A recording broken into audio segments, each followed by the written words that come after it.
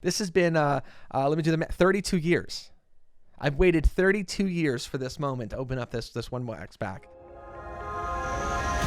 This is Don't Fear Grit with Rob Taormina. Marketing strategies and advertising technologies to help you build a better business. How you doing, guys? Welcome to part 3 of the Collector and Entrepreneurs series. It's been an incredible series so far, but as promised, I'm going to launch right into it. As promised, I told you that the wax pack that we had referenced in part 1 and part 2, this is the 1988 wax pack. I got it in 1988. I haven't touched it since. As you could see, it's filled with these wax packs. If you don't know what that is, a wax pack is literally a pack of cards. Back in 1988, the reason why I brought this in is I was having a discussion with the producer, Craig Shukri, and I'm like, yeah, when I was a kid, I paid 25 cents. And I was like, you know what, I'm going to go home, grab one of these wax pack boxes that I have. I have a lot of them. And I was like, just to prove it. And as you can see here, I don't know if the camera can pick that up. Maybe I'll do it to this one. Should I do it to this one here? Can it see it? 25 cents, right? So 25 cents for a pack back in the day for this, which is pretty cool. But as promised, what I'm going to do is I'm going to take one of these and I'm going to open them up. Wax packs have become super, super hot for a while. I have like I'm not kidding. I have a ton of various wax packs boxes from various sports, whether it be baseball, basketball, soccer, even football, spanning different brands like Topps, Donruss, Upper Deck. I have a lot of these. And so for a while, they were sitting on my shelf and they were like glorified paperweights because they didn't really have much value. But now they're really coming back hot and heavy. And like little packs like this, even for one little pack, how about this for inflation? I used to pay 25 cents and now they're $10 for a pack, which is pretty wild. But I'm going to go ahead, I'm going to open one of these. And the point of this series was to really give us some perspective here and to shed light on the fact that there is value in everyone getting into the collector's market and understanding the collector's market. There are a tremendous amount of lessons that we can learn from. And to sort of sum up in part 3 of this whole series here, is number one, obviously, there's the financial component of it. So there's the financial gain of getting into the collector's market. It's, getting to the collector's market, especially if you're able to identify really good collectibles where there's a large market and the value of these things are great. It's a great hedge against a dying dollar. So that's one thing. So there's a monetary component of it. But number 2 is also the lessons that we can learn from ourselves. And if you're a parent like myself, the lessons that you can teach kids that they can't learn in a textbook. And in the last episode, I shared the true story with my kids about 2 years ago. I set up an eBay account and they sell their stuff and they learn a lot from it. They learn about taking pictures, how to upload it, writing a title, writing a description. They understand even, the value of finally giving up of something. And then by giving up on something, getting something in return. They're understanding basic economics. These are all important things that they're not going to learn in school. They're not going to learn it in textbook, and they're going to take this experience with them in life, and it's only going to benefit them. But then even as an entrepreneur, there's so many parts of the collector's world that we can learn from and apply to our businesses to elevate the status and scale our business and do better.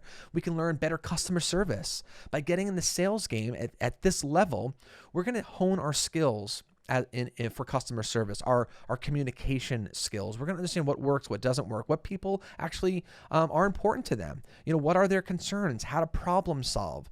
We're going to learn how to, research and development. There's so many components to being in the collector market that as an entrepreneur, it only will make you a better entrepreneur, which is why I highly recommend anyone who's an entrepreneur, I don't care how big your business is, if you just started and you're making $0 or you've been in the game for a while and you're doing $100 million, all entrepreneurs should get into the collector's game because at the very least, you can make some money. At the very least, you can actually build a collection of things that you love. And at the very least, you can also learn great things that you can apply to your business.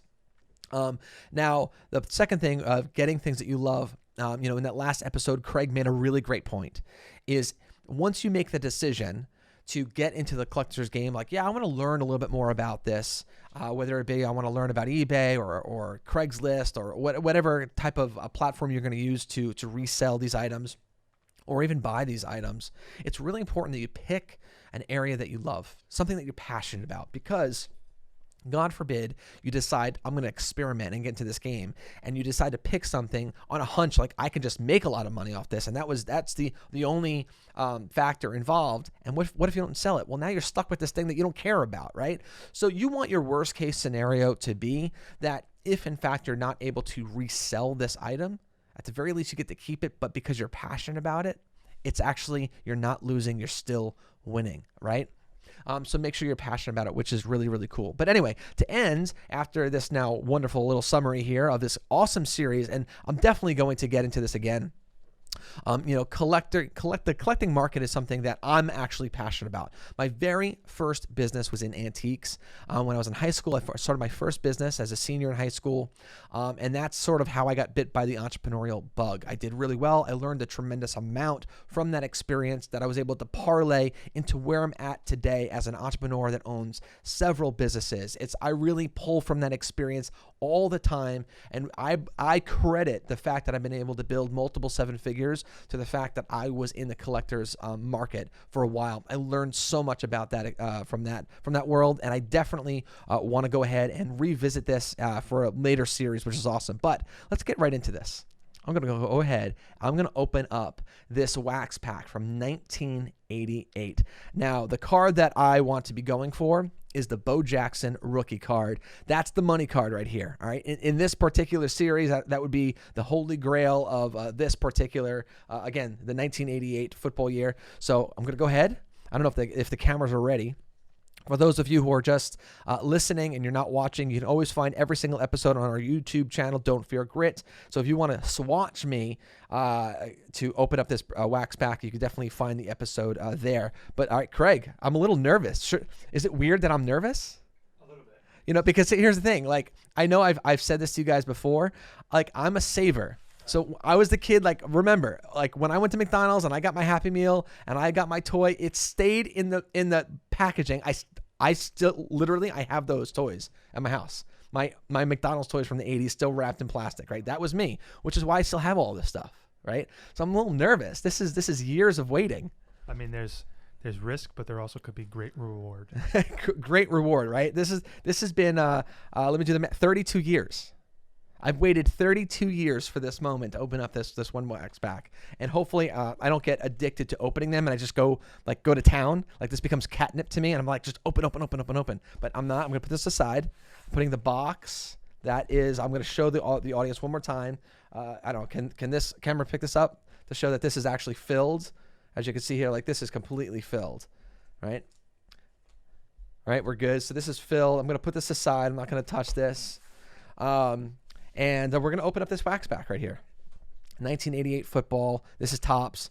And we're going for the Bo Jackson. Here we go. I feel like it's Willy Wonka, and I'm going to look for the golden ticket.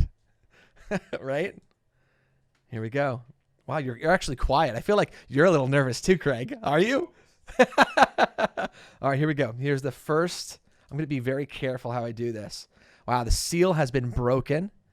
All right, here we go. That seal has been broken. I'm going to break the other seal as well. That seal, I'm going to lift up the front, and I'm actually just going to slide out the pack without actually disrupting any more of the wax pack. So I can just maybe slip this right back in. And what we're seeing is the first card is a James Jones. This is a James Jones Topps card. He was actually a pretty good running back. I remember James Jones, actually. So we'll have to look up I don't remember the value, by the way, other than I know that Bo Jackson is probably the most valuable card in this particular set. So we're going to have to do maybe our own little research after this episode here. But the first one here, I don't know. Can the camera pick that up if I put it there like that? Okay. So we've got a James Jones. We're good. The next one is a Vance Johnson. Now, Vance Johnson was a wide receiver for the Broncos. Here we go. He was a pretty good wide receiver. Here we go, right there. All right, he had a good quarterback, though, that helped him out. All right, the next card, we've got a J.D. Smith. Now, he was a stud. I know that name. He was a stud wide receiver. I'm going to put that right here. Are we still good? Can they see this? Okay. Here we got J.T. Smith of the Cardinals. Then we got Charles White. Charles White was an amazing running back. Here we go. We got some superstars here. That's a big deal. Oh, my gosh. And an Eddie Brown. And we got an Eddie Brown wide receiver here. So we got 3 wide receivers. We got 2 running backs. No Bo Jackson. But after the show, we're going to hit up eBay, I guess, to see what the value is of each in one of these individual cards. But guys, listen, thanks so much for tuning in. You have no idea what it's like for me to experience opening something that I've been saving for 32 years and being able to share this moment with you guys. It's pretty cool. But find me online. I'd love to know what it is that you collect, what it is that you've collected when you were a kid, and what you would actually maybe like to get into as a collector. Love to have that discussion with you guys online. But as always, guys, thanks so much for tuning in to Don't Fear Grit. Remember, don't fear the process and don't fear grit. We'll see you next time.